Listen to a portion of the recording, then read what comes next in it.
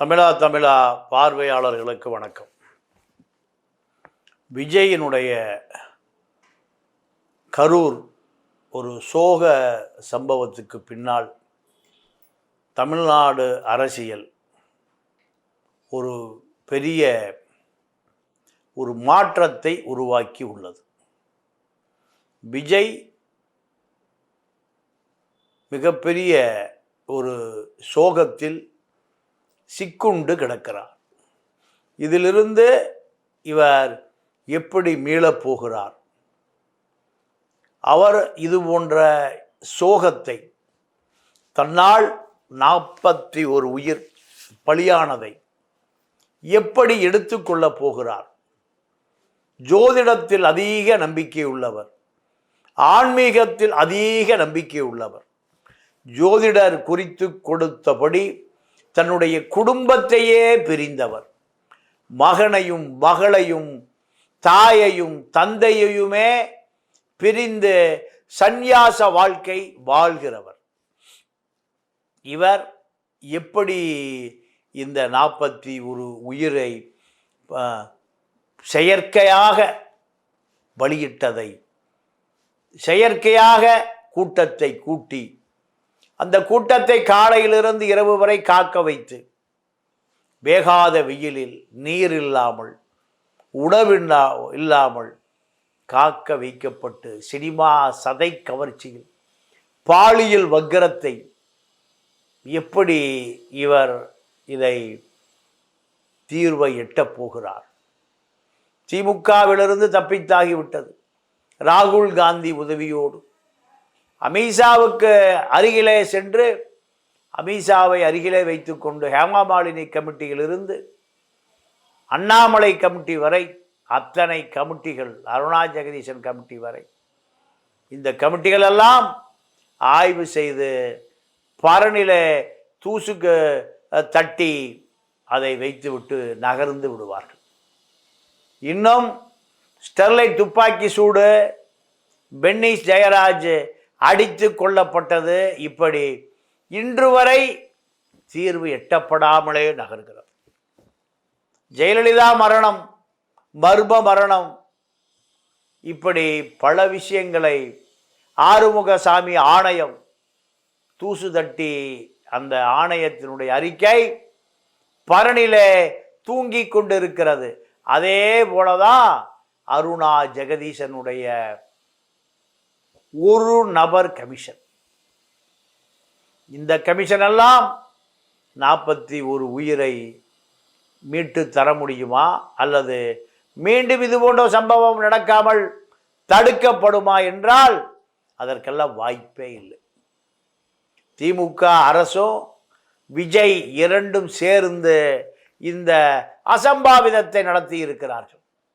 காரணம், இந்த இடத்தில் 50,000 பேரை விஜய் கூட்டுவார், 40,000 பேரை விஜய் கூட்டுவார், நெருக்கடியை உருவாக்குவார் என்பதை கணிக்க தவறியதா, கணித்துவிட்டு அமைதியாக இருந்ததா இந்த காவல்துறை, உளவுத்துறை? அந்நிய சக்திகளை, ஆதிக்க சக்திகளை அடையாளம் காண்பதற்கு அமைக்கப்பட்ட உளவுத்துறை எதிர்க்கட்சிகளை எப்படி பலவீனப்படுத்துவது, மீண்டும் ஆளுங்கட்சியை எப்படி அதிகாரத்திலே அமர வைப்பது, இதற்காக 24 மணி நேரம் இயங்கிக் கொண்டிருந்தால் இவர்கள் இந்த ஏழை எளிய மக்களை எப்படி பாதுகாப்பு கொடுக்க போகிறார்கள்?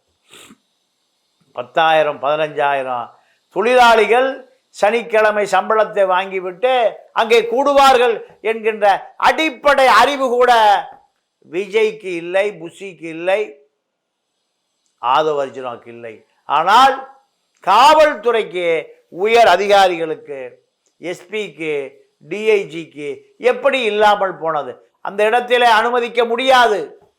உயிருக்கு உத்தரவாதம் இல்லை, மின்சாரத்தை ரத்து செய்ய முடியாது. அத்தனை கண்டிஷன்களையும் காவல்துறை தான் அவர்களுக்கு மறுத்திருக்க வேண்டும். மறுக்கவில்லை என்பது நீங்கள் யாருடைய தவறு? காவல்துறையின் தவறு. காவல்துறை கடுமை காட்டி இருந்தால் அதே காவல்துறை கைது செய்வதிலும் கடுமை காட்டவில்லை. டெல்லியிலிருந்து உத்தரவு வந்த பிறகு அமைதியாக்கப்படுகிறது. விஜய் கைது செய்யப்பட்டிருக்க வேண்டும், விஜய் சிறையிலே அடைக்கப்பட்டிருக்க வேண்டும்.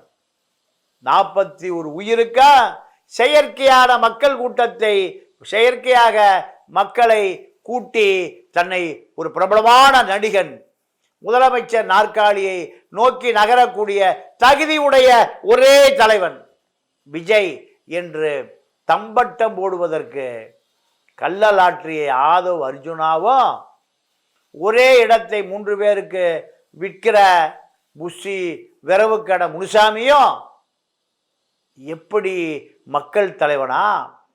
காமராஜ் மக்கள் தலைவனா? கக்கன் மக்கள் தலைவனா? பெரியார் மக்கள் தலைவனா? ரெட்டமலை சீனிவாச மக்கள் தலைவனா? ஜீவா மக்கள் தலைவனா? புஷியும் ஆதவும் மக்கள் தலைவனா? புரட்சிக்கு அடிகோலுகிறார்கள். இந்த மக்கள் புரட்சி செய்ய வேண்டும் என்று விரும்புகிறார்கள். நல்லகண்ணு கூறியிருந்தால் நியாயமானது, சண்முகம் கூறியிருந்தால் நியாயமானது, வீரபாண்டியன் சொன்னால் அது நியாயமானது. கள்ளலாற்றி புஷி ஆனந்தும் 2 பேரும், ஆதவ் அர்ஜுனாவும் புஷி ஆனந்தும் புரட்சி நடக்க வேண்டும். ரஷ்யாவை போல், சீனாவை போல், கியூபாவை போல், வியட்நாமை போல் புரட்சி நடக்க வேண்டும், புரட்சி நடக்க வேண்டும். நேபாளை போல், பங்களாதேஷை போல், ராஜபக்சேவை அடித்து விரட்டிய இலங்கையை போல் புரட்சிக்கு கார்ப்பரேட்டுகள் தலைமை தாங்குகிறார்கள். இது கார்ப்பரேட் புரட்சியாக இருக்குமே தவிர ஏழை எளிய மக்களுடைய புரட்சியாக இருக்காது. இந்து மதம் இருக்கிற வரை இந்தியாவில் எதுவும் நடக்காது.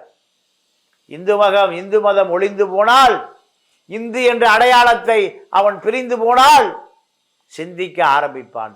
இல்லை என்றால் சாதி, சனாதனம், அடிமை, ஆன்மீகம், இப்படி இவனுடைய பிற்போக்குத்தனத்தால் பல பாண்டேக்கள், பல சங்கர் சர்மாக்கள், இவர்கள்தான், குருமூர்த்திகள், அண்ணாமலைகள் தான் இந்த மக்களை தலைமை தாங்குவார்கள். ஆக விஜயினுடைய 41 பேர் மரணத்தில் நாம் எடுத்துக்கொள்ள வேண்டிய விஷயம், திரைப்பட மோகம், திரைப்பட கவர்ச்சி, திரைப்பட பாலியல் வக்கிரங்கள் ஒழிக்கப்பட வேண்டும், அது தவிர்க்கப்பட வேண்டும். விஜய், அஜித், ரஜினி, கமல், இவர் இந்த திரிஷா, நயன்தாரா, குஷ்பு போன்ற இந்த நடிகர்களை அவர்கள் சாதாரண கூத்தாடிகள் என்கின்ற அளவிலே பார்க்கக்கூடிய மனநிலை வர வேண்டும். இவர்கள் சிருஷ்டி கத்தாக்கள், திரையுலக பிரம்மாக்கள் என்கின்ற அந்த மலிவான காம உணர்ச்சியோடு அவர்களை பார்க்கிற அந்த மனநிலை மாற்றப்பட வேண்டும். அண்ணாதுரையினுடைய அவள் படிதாண்டா பத்தினியும் அல்ல, நான் முற்றும் துறந்த முனிவனும் அல்ல, அவள் விளைமாது, நான் விளைமாதிடம் செல்லுகிற ஒரு தனிமாது. இதுதான் அண்ணாதுரையினுடைய வசனம்.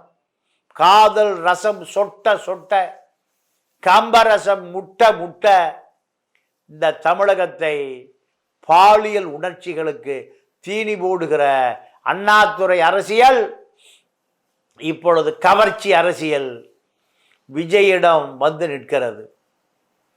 இதே இந்த பாலியல் அரசியலை ஆரம்பித்த திமுக அதே பாலியல் அரசியலில் அழிய போகிறது.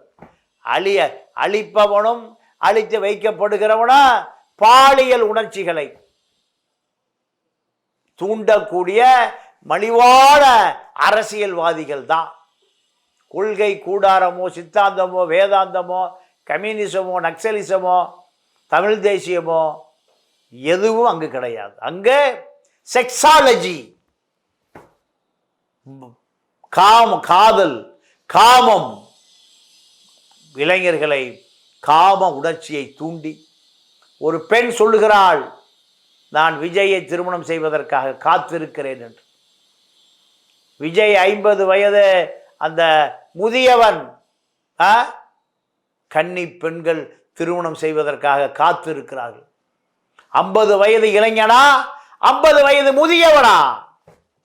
இந்த முதியவனை அவனுடைய அந்தப்புறத்தில் தாங்கள் அவனோடு வாழ வேண்டும். அந்தப்புறத்தில் அவனோடு அவனுடைய பாலியல் இச்சைகளை நாங்கள் தீர்த்து கொள்ள வேண்டும். இப்படி மலிவான காமம் கண்ணை மறைக்கிறது. இதுதான் விஜய் மீது உள்ள ஒரு பாலியல் உணர்ச்சி. இந்த பாலியல் உணர்ச்சியை தீர்த்து கொள்ளக்கூடிய பெண்களும் ஆண்களும் தான் தன்னுடைய குழந்தை குட்டிகளோடு சென்று மரணம் அடைந்திருக்கிறார்கள்.